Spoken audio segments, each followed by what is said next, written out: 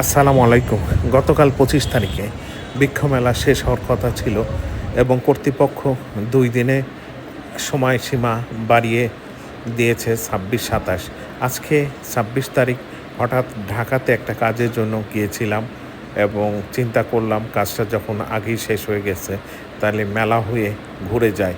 তাই বিকালে এই বৃক্ষ মেলায় ঢুকলাম।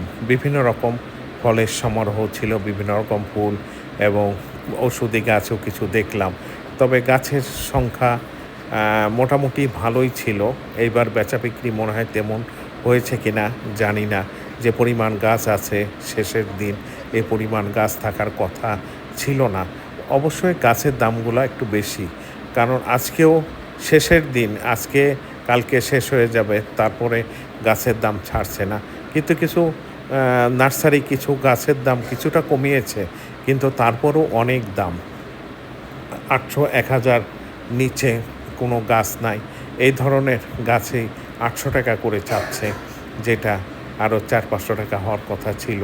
তারপরও দেখলাম প্রতিটি এবং মানুষও মোটামুটি আছে, সমাগম খারাপ না, গাছও কিনছে এবং কেউ খালি হাতে ফিরে যাচ্ছে না।